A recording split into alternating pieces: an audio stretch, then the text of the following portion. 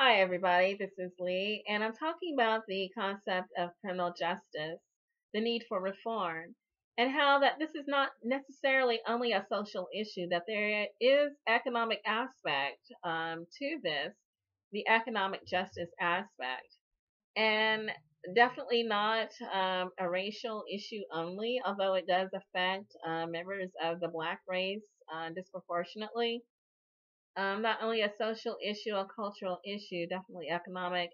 The reason being that the nature of our bail system is for profit, and that the United States is one of only two nations that have that for profit bail system in place.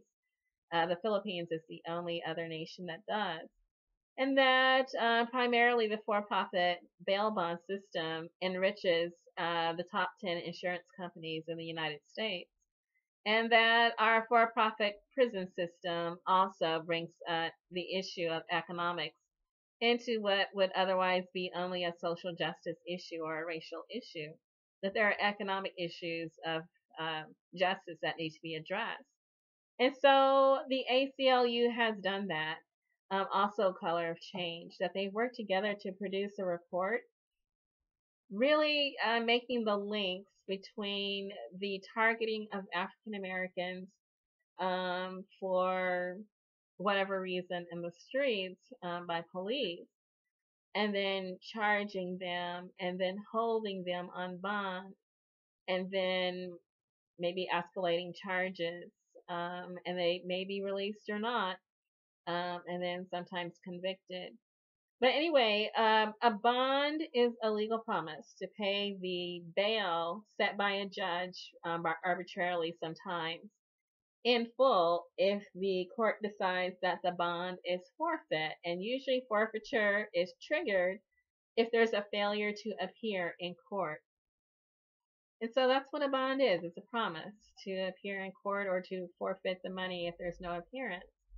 The American Civil Liberties Union Campaign for Smart Justice has this PDF, Selling Off Our Freedom, How Insurance Corporations Have Taken Over Our Bail System. And so that was also by Color of Change as well. And the report looks at how the for-profit bail system has taken over pre-child justice system, operating with little oversight, little regulation, forcing poor people to choose between a lifetime of debt and staying in jail. And that the issue is that these people have not even been convicted yet. They've been arrested and they've been charged, and then they're held to await trial to see if they're guilty or innocent. And that those who can afford it to bond themselves out, they can leave, and that those who cannot afford it have to stay incarcerated in the jail system. And so that's an article at the root, and then also there's an article released at I found at Common Dreams, that it's a press release by the ACLU. For-profit bail bonds industry and insurance corporations trap people in a cycle of debt. And so what happens is the industry, it explains how the industry works, how people are impacted, who is impacted, and that the system is corrupt, and that it drives mass incarceration. The corporations and enablers in the government are behind it.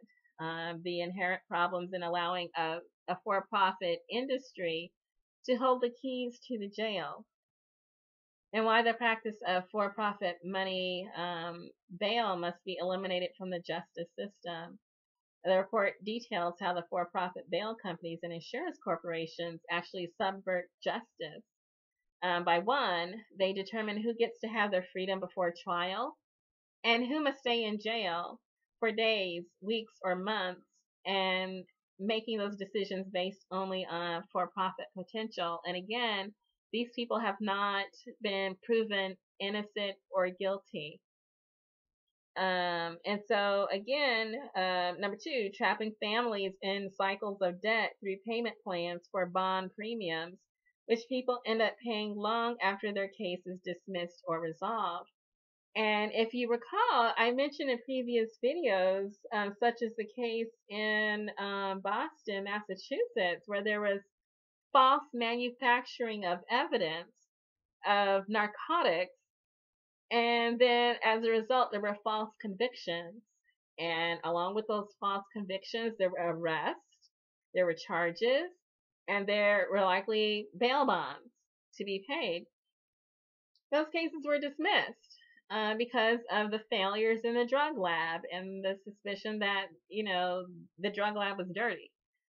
And so those cases were dismissed. But even with the dismissal of the cases, those who had to pay bail bonds or had to create installment plans in order to pay it off, that hasn't been dismissed. They're still on the hook for those, they're still in debt for those bail bonds.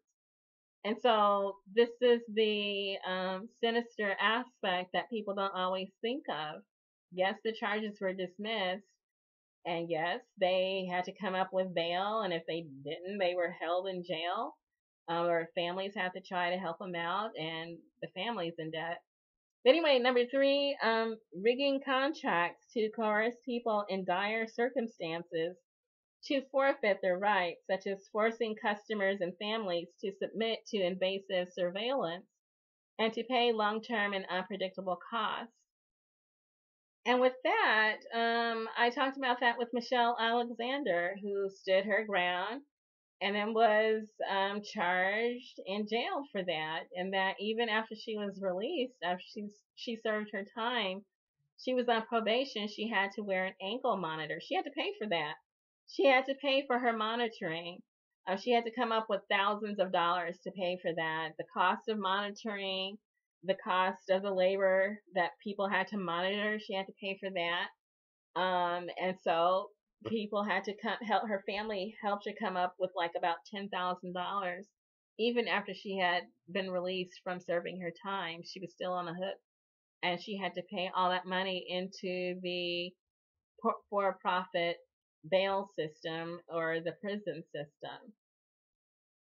Okay, number four, influencing politicians and policy to sustain their ability to extract money from arrested people and their families. So basically, they're predators. They are preying on these people from beginning to the middle to the end of the whole criminal justice process.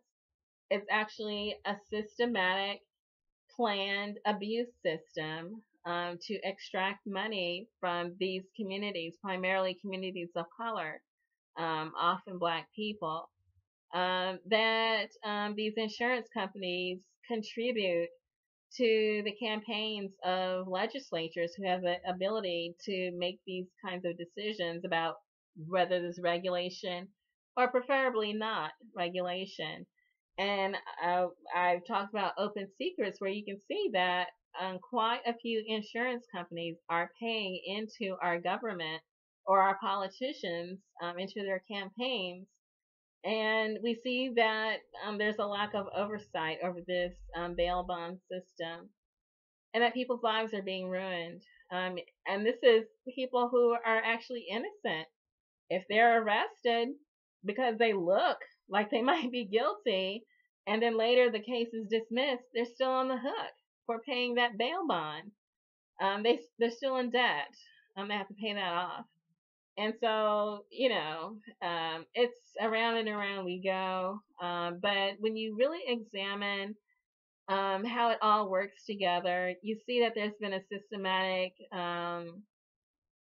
method of really extracting a lot of money from certain communities, grinding these communities down, trapping them in debt, targeting them. And I think people are really beginning to understand how the system has been working against certain groups. It's a hard read. It really is. It just takes the breath away when you just see the level of evil that's involved with this. It's almost like you can't even believe that people like this exist. That the sheer greed of people who are just sucking the life and feeding upon entire communities like vampires. This is what we see. It's you know, rest up after you read through this, and then really think about the propaganda that you see and that you hear about certain groups, and that why that they're being used this way, and how men and women in three-piece suits are making a killing, actually, on destroying the lives of others. Good luck.